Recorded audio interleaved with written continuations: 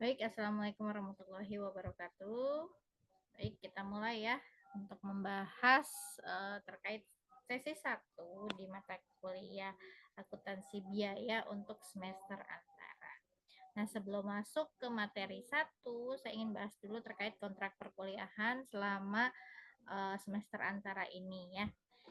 Jadi, semester antara ini kan dilakukan pada akhir semester genap ya, terantara maka masih masuk ke dalam tahun ajaran 2023-2024. Nah, semester antara ini akan dilakukan selama 8 sesi. Perkuliahannya tetap di LMS atau Edlink, dan selama perkuliahan kita akan mengadakan sesi Vicon seperti saat ini. Nah, kemudian terkait pembelajaran atau penggunaan referensi untuk mata kuliah akuntansi biaya ini menggunakan dua referensi buku. Yang pertama adalah Hongren ya. Kemudian yang kedua menggunakan Firdaus, bukunya Firdaus. Nah, ini mungkin rekan-rekan bisa cari ya kedua buku ini sebagai referensi, atau bisa menggunakan buku-buku lain, atau bisa mencari e-book ya terkait akuntansi biaya. Nah, untuk aktivitas perkuliahan yang wajib dilakukan mahasiswa selama perkuliahan semester antara ini antara lain seperti biasa ya, sama seperti pada semester-semester reguler, yaitu tentunya adalah melakukan diskusi dan jika ada kuis, menjawab kuis di dalam forum ya. Jadi diskusi dalam forum LMS terkait materi sesi berjalan dapat berupa pertanyaan dalam forum diskusi terkait materi. Terus setiap mahasiswa menjawab atau bertanya dalam forum diskusi, kemudian menjawab kuis dan mengikuti Vicon. Kemudian untuk tugas nanti akan diberikan menyelesaikan kasus terkait atau pembahasan materi. Kemudian juga ada sesi UTS dan UAS. Jadi UTS itu terkait bisa asesmen atau soal. Nah, UASnya mungkin bisa presentasi jawaban tugas, atau mungkin saya berikan juga asesmen gitu ya. Jadi masih tentatif ya bentuknya seperti apa. Nah, jika semua aktivitas ini rekan-rekan lakukan, maka insya Allah rekan-rekan akan lulus dari mata kuliah akuntansi biaya. Kemudian terkait penilaian sama ya, untuk bobotnya tugas 20%, UTS 20%, UAS 30%, dan kehadiran 30%. Nah, ini sedikit terkait kontrak perkuliahan. Nah, saya lanjut dulu ke dalam RPS ya. Nah, ini saya izin share screen lagi. Saya mau share screen terkait RPS-nya. Nah, karena ini merupakan semester antara, jadi tidak full ya seperti semester reguler, yaitu ada 16 sesi. Nah, ini menjadi 8 sesi. Nah, ini RPS-nya masih saya pakai yang 16 sesi, namun akan saya masukkan ya mungkin 2 sesi di satu pertemuan gitu ya. Jadi seperti ini kan, sesi 1 adalah tujuan dan ruang lingkup akuntansi biaya. Sesi 2-nya konsep biaya dan laporan keuangan. Nah, ini saya akan jadikan satu untuk hari ini ya. Untuk materi sesi minggu ini maksud saya. Jadi ada 2 sesi, 2 materi yang akan kita bahas di satu sesi. Tujuan dan ruang lingkup biaya akuntansi, kemudian konsep biaya dan laporan keuangan. Begitu seterusnya sampai nanti semua materi ini rampung dalam 8 sesi atau 8 minggu perkuliahan. Seperti itu ya rekan-rekan. Nah, sekarang saya akan bahas materi satu dulu, yaitu tujuan dan ruang lingkup akuntansi biaya dan konsep biaya dan laporan keuangan. Kita lanjut lagi ke materi yang pertama dulu.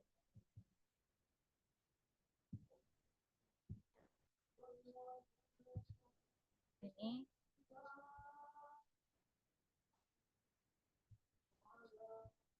ya.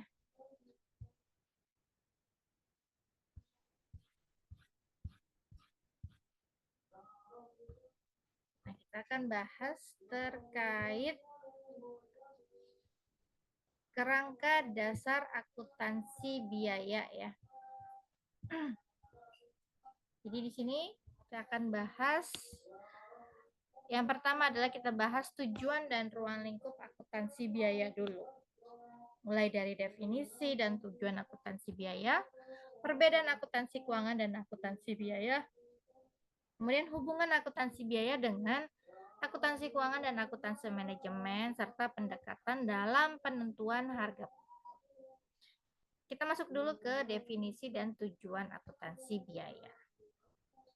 Nah, akuntansi biaya ini fokus pada penentuan dan pengendalian biaya. Akuntansi biaya juga merupakan bagian dari akuntansi manajemen yang merupakan salah satu bidang khusus akuntansi yang menekankan pada penentuan dan pengendalian biaya. Nah, kalau kita lihat dari definisinya, artinya di sini akuntansi biaya berfungsi menyediakan informasi biaya.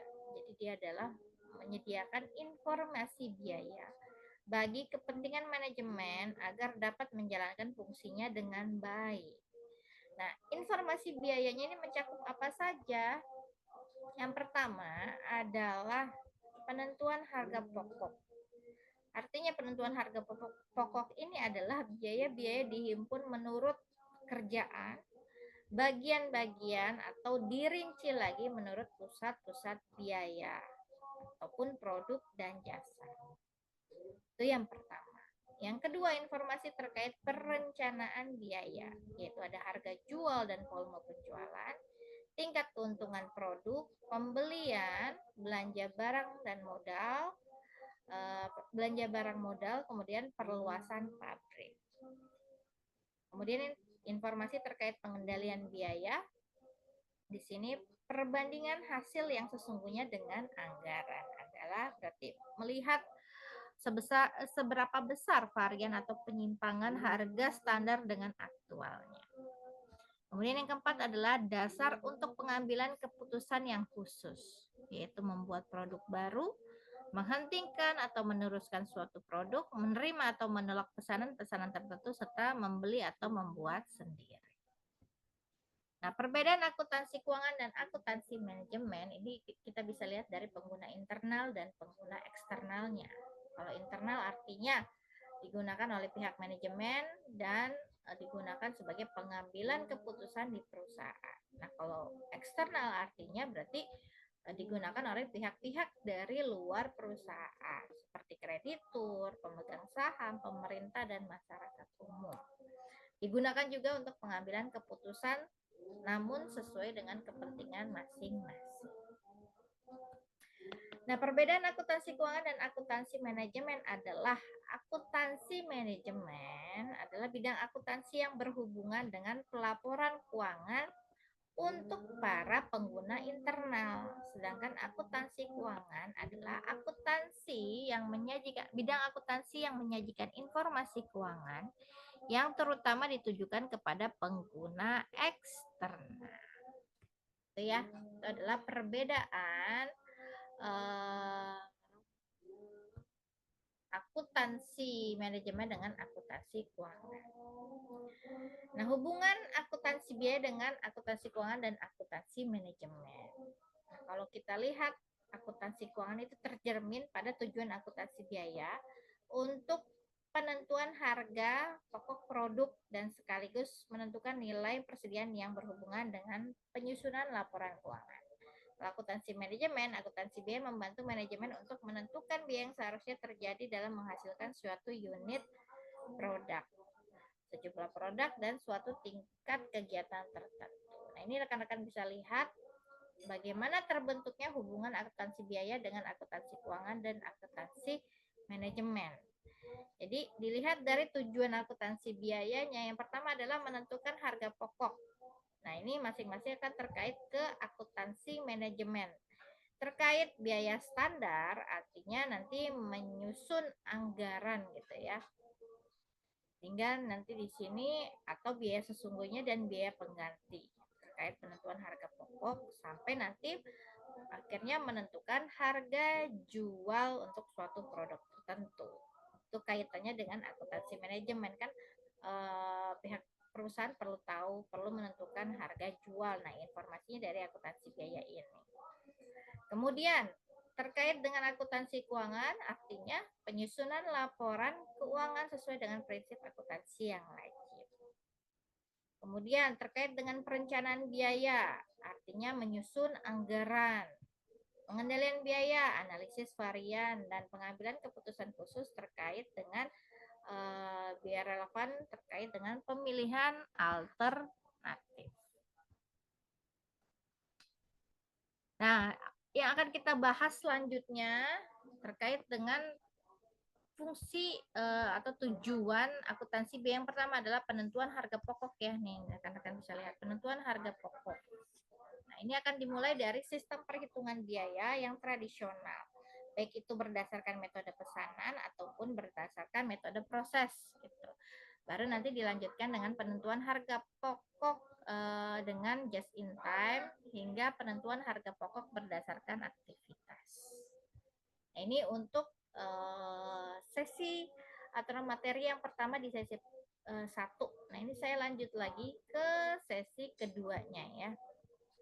Jadi kita akan bahas yang kedua itu terkait dengan konsep biaya. Ya, terkait konsep biaya dan laporan keuangan gitu ya. Konsep biaya dan laporan keuangan di sini kita akan bahas pengertian biaya, beban dan kerugian serta mengklasifikasikan biaya. Jadi kalau kita bahas, kita perlu tahu apa itu biaya. Jadi biaya seringkali disamakan dengan beban. Kita perlu tahu bahwa biaya dan beban itu berbeda. Biaya di sini adalah pengeluaran saat ini untuk memperoleh manfaat di masa depan. Bagaimana contohnya? Jadi di sini contoh PT Angkasa membeli mesin produksi seharga 500 juta. PT Angkasa mengeluarkan biaya untuk membeli mesin produksi seharga 500 juta. Ini berarti dia mengeluarkan biaya. Nah, mesin ini dapat diperkirakan digunakan selama 5 tahun. Jadi kalau biaya itu kan harus mengeluarkan saat ini tapi akan memperoleh manfaat di masa depan. Nah, manfaatnya apa? Manfaatnya adalah ketika PT Angkasa ini membeli mesin produksi, dia akan merasakan manfaat dari mesin produksi itu selama 5 tahun ke depan gitu ya. Jadi ada manfaat yang dia dapat dari pembelian mesin produksi tersebut. Itu namanya biaya. Nah, bagaimana dengan beban?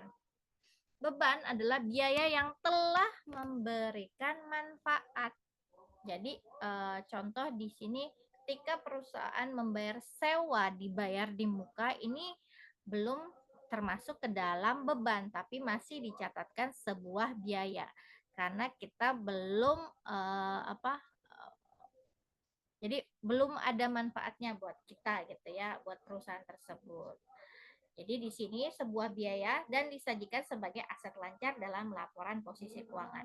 Ketika perusahaan tersebut misalkan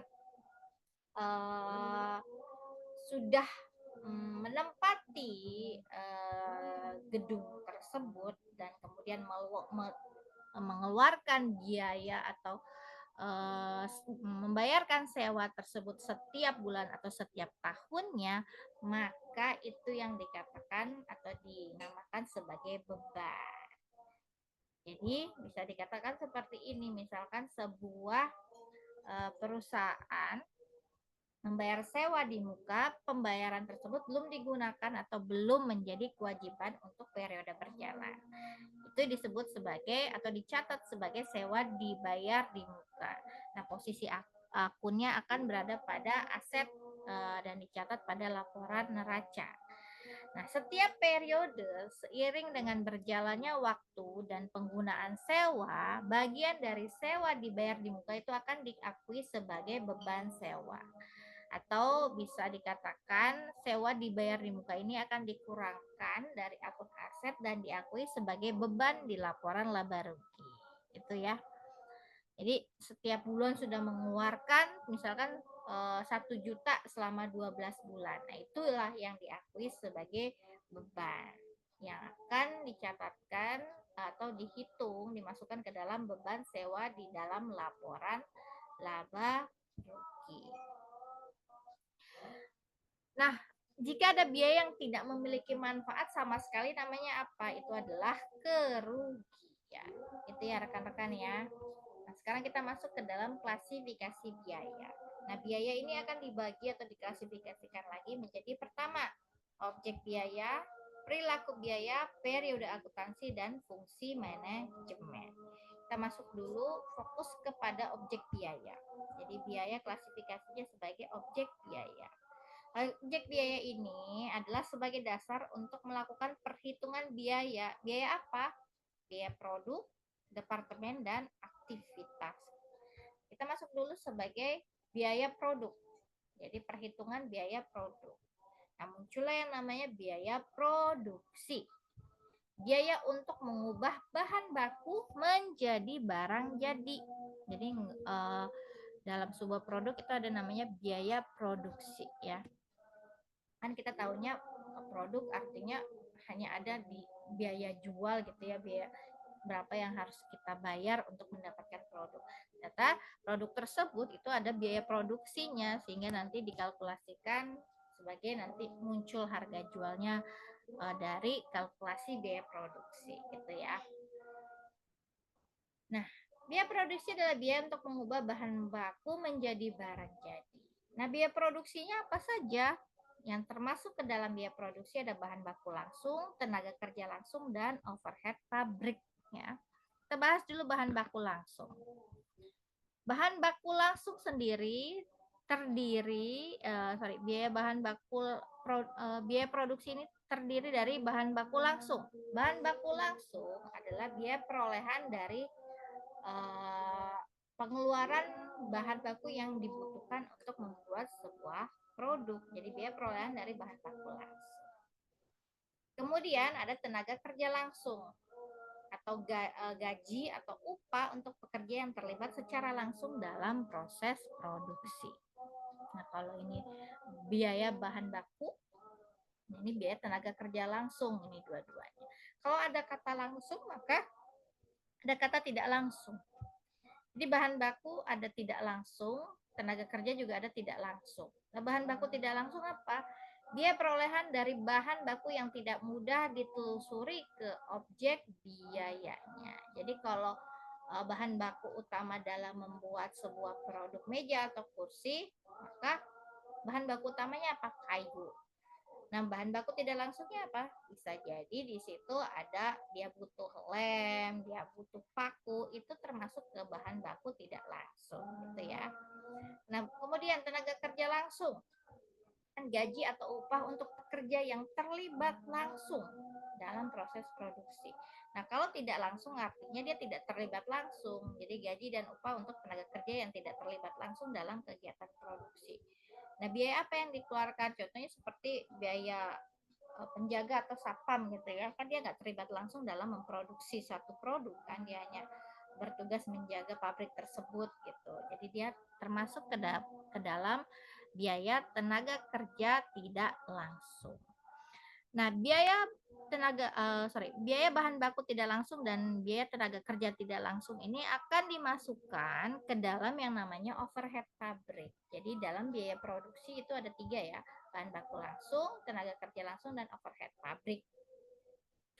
Nah, bahan baku tidak langsung dan tenaga kerja tidak langsung ini dimasukkan ke dalam overhead pabrik.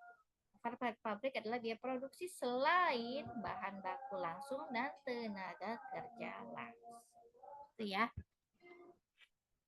Nah, sekarang kita masuk ke dalam contoh kasus perusahaan membuat meja dan kursi dari kayu. Maka kalau kita klasifikasikan satu-satu atau kita identifikasikan satu-satu. Objek biayanya apa? Objeknya produk yang dihasilkan. Jadi biaya produknya. Kemudian bahan baku langsungnya adalah kayu. Biaya bahan baku langsungnya adalah biaya yang dikeluarkan untuk memperoleh kayu sampai kayu siap untuk diproduksi atau diproses menjadi meja dan kursi. Biaya bahan baku tidak langsungnya adalah biaya perolehan lem atau paku Kemudian biaya tenaga kerja langsungnya adalah pekerja-pekerja yang bertugas sebagai operator-operator mesin di pabrik yang bertugas di bagian pemotongan kayu dalam pembuatan meja dan kursi. Biaya tenaga kerja tidak langsung adalah gaji atau upah untuk penjaga malam. Kemudian penyelia pabrik, karyawan administrasi pabrik, karyawan bagian pemeliharaan pabrik. Nah, sekarang kita masuk ke dalam contoh soal. PT Zupa memproduksi berbagai macam kue, salah satunya adalah cheesecake. Bulan lalu perusahaan memproduksi 1000 unit cheesecake dengan biaya sebagai berikut. Bahan baku langsungnya adalah tepung terigu, telur, keju, bahan baku lain-lain. Totalnya adalah 10 juta. Ini digunakan untuk proses produksi. Upah tenaga kerja langsung yang dibayarkan adalah 6 juta untuk 2 orang pekerja. Total biaya overhead pabrik adalah air, listrik, gas adalah 1 juta. Jumlah cheesecake yang diproduksi adalah 100 unit. Diminta berapa total biaya produksi untuk 1 minggu terakhir dan berapa biaya per unit dari cheesecake yang diproduksi selama 1 minggu terakhir. Jawab. Nah, pertanyaan 1 berarti kita akan menghitung total biaya produksi untuk keseluruhan atau membuat cheesecake tersebut ya. Jadi total biaya produksi adalah bahan baku langsung, tenaga kerja langsung, dan overhead pabrik. Ini semua dijumlah 10 juta, 6 juta, dan 1 juta. Total biaya produksinya adalah 17 juta. Yang kedua adalah biaya cheesecake per unitnya. Nah, kita perlu tahu berapa unit yang diproduksi. Ada 100 unit. Maka total biaya produksi ini kita bagi 100 unit. Hasilnya adalah 170.000 per unit. Jadi satu cheesecake itu biaya per unitnya adalah 170.000. Itu ya. Bagaimana cara menghitung total biaya produksi dan biaya per unitnya. Nah, dalam mempelajari biaya produksi, rekan-rekan perlu tahu ada yang namanya biaya utama atau prime cost. Adalah kalau ditanya, hitunglah biaya utama atau prime cost-nya. Artinya rekan-rekan hitung biaya bahan baku langsung ditambah tenaga kerja langsung. Jadi ini ya, bahan baku langsung ditambah tenaga kerja langsung. 10 juta ditambah 6 juta. 16 juta. Ada biaya-biaya yang secara langsung berhubungan dengan kegiatan produksi. Kalau konversi, artinya biaya-biaya yang dikeluarkan untuk mengubah bahan baku menjadi barang jadi. Biaya tenaga kerja langsung ditambah biaya overhead pabrik. Berarti biaya bahan baku langsungnya nggak usah dihitung. Tenaga kerja langsungnya berapa? 6 juta ditambah overhead 1 juta. Berarti 7 juta. Itu adalah biaya konversi. Ya rekan-rekan. Baik, ini ada kuis. Rekan-rekan bisa kerjakan, coba kerjakan di rumah. Nanti kalau misalkan ada pertanyaan boleh diposting di laman diskusi ya. Diskusi forum atau forum diskusi di LMS. Terima kasih, sampai jumpa di sesi Vicon berikutnya.